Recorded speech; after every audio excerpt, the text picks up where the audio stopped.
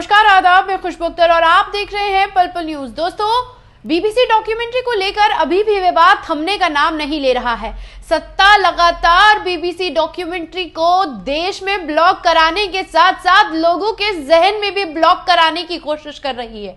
लेकिन इसका मामला जब सुप्रीम कोर्ट में पहुंचा तो देश के कानून मंत्री ट्वीट करके ये भाषण देते हुए नजर आते हैं कि ये सुप्रीम कोर्ट का वक्त बर्बाद कर देने वाली याचिका है।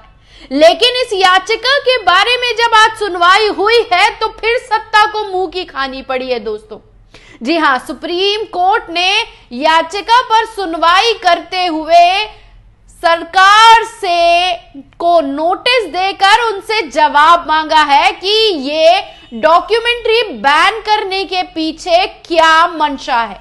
क्योंकि जब मुसलमानों पर हमला करने की बात आती है तो गुजरात दंगे की वो तस्वीर की पुष्टि खुद 2022 के चुनाव में गुजरात के गृह मंत्री करते हुए दिखाई देते हैं, जब वो साफ कहते हैं कि हमने उनको ऐसा सबक सिखाया कि वो आज तक संभल नहीं पाए हैं। और बिल्किस बानो वाली वो तस्वीर जब उसके आरोपियों को मिठाई खिलाकर फूल माला पहनाई गई, वो तस्वीर आज तक सबकी आंखों में ताजा है।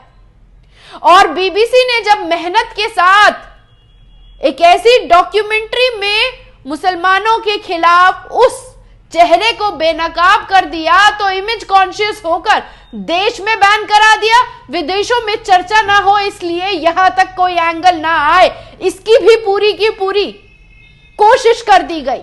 लेकिन जब लोगों ने डाउनलोड कर स्क्रीनिंग करना शुरू किया तो सत्ता की नींदें उड़ गई दोस्तों।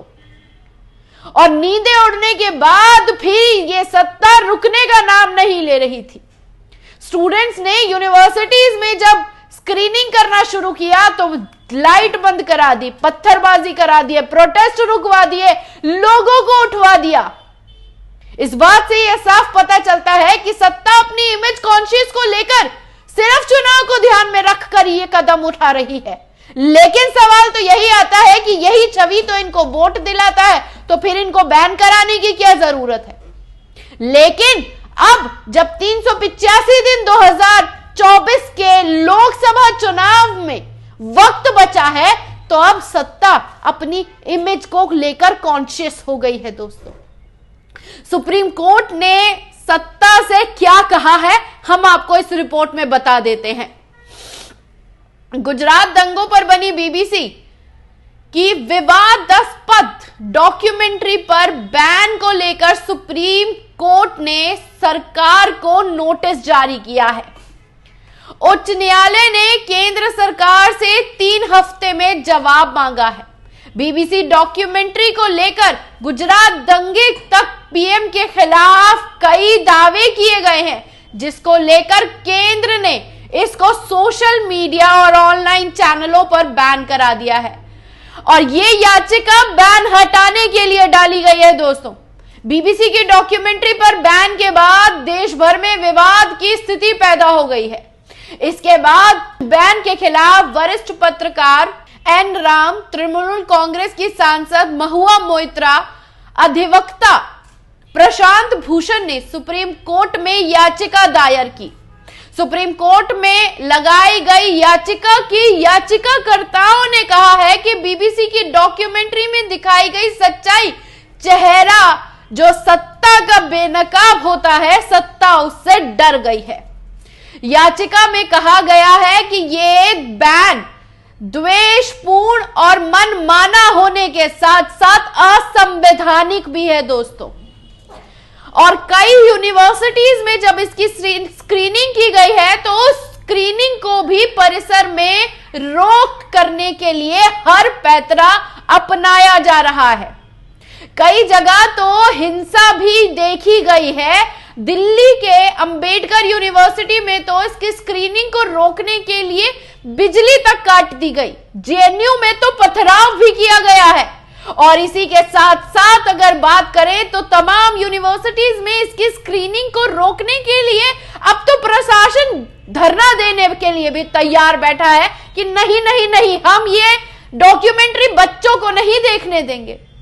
2002 के दंगे हम चाहे छोटे जरूर रहे हो, लेकिन वो दंगों की तस्वीर जब हम तमाम वीडियो, तमाम डॉक्यूमेंट्स के जरिए देखते हैं, तो दिल्ली दंगा जब हमने कवर किया तो उसकी तस्वीरें ऐसी लगती हैं जैसे हमने खुद अपने सामने दिल्ली दंगे में देखा था दोस्तों। लेकिन सत्ता को इससे कोई फर्क नहीं पड़ता। सत्ता बीबीसी डॉक्यूमेंट्री के जरिए अपनी छवि पर उठ रहे इंटरनेशनली दबाव को दबा देना चाहती है, और फिर साम दाम दंड भेद चाहे जो करना पड़े, ये सत्ता इसमें पूरी तरह से निपुण है दोस्तों। और आपको बता दें कि पूरी तरह प्रतिबंध को लेकर भी एक याचिका कोर्ट में डाली गई है।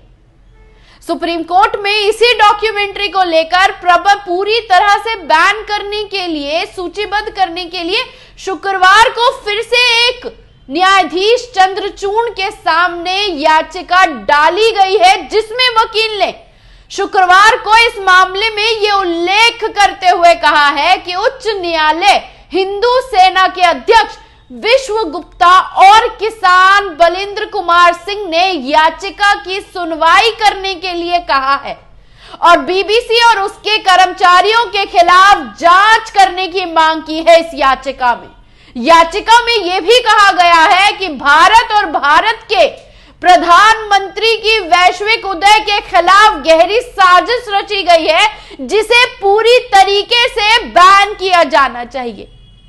दोस्तों, इसी के साथ साथ अब यह मामला और तूल पकड़ता हुआ नजर आ रहा है।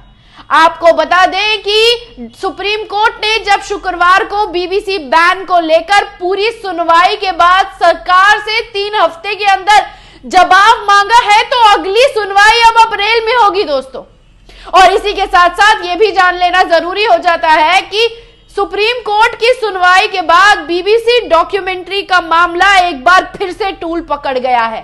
स्टूडेंट फेडरेशन ऑफ इंडिया के छात्रों ने आज कोलकाता में इसकी स्क्रीनिंग करने का प्लान बनाया है। दरअसल जिस तरह से जस्टिस संजीव खन्ना, MS संदेशवा की बेंच ने जिस तरीके से एनराम, महुआ मोहित्रा, प्रशांत भूषण और इस याचिका पर सुनवाई की है, तो याचिका में सरकार के फैसले को मनमाना, दुर्भाग्यपूर्ण और असंवैधानिक बताया गया है, और इसी को लेकर आपातकालिक शक्तियों का इस्तेमाल कर ट्वीट ब्लॉक करा दिए गए हैं और डॉक्यूमेंट्री को बैन करा दिया गया है, जो पूरी तरीके से असंवैधानिक है। सुप्रीम कोर्ट ने तमाम बातें सुनकर सत्ता को लताड़ लगाई है, सत्ता से जवाब मांगा है और पूछा है कि ऐसा क्या है कि इसे बैन कर छात्रों के ऊपर हमला करने की जरूरत पड़ रही है बीबीसी डॉक्यूमेंट्री के नाम पर। अब तो आगे आने वाला वक्त बताएगा कि 3 सप्ताह में सत्ता क्या जवाब देती है सुप्रीम कोर्ट को इस बैन को लेकर। लेकिन दूसरी याचिका पर भी सवाल अब उठना शुरू हो गए हैं कि भारत और भारत के प्रधानमंत्री की छवि को बिगाड़ने के लिए अंतरराष्ट्रीय साजिश का शिकार है, इसीलिए पूरी तरीके से इसे बैन भी किया जाना चाहिए। कैसी लगी ये रिपोर्ट? कमेंट बॉक्स में आकर अपनी राय देना ना भूलिएगा, और तो और चैनल को लाइक, शेयर, सब्सक्राइब करना भी ना भूलिएगा। शुक्रिया।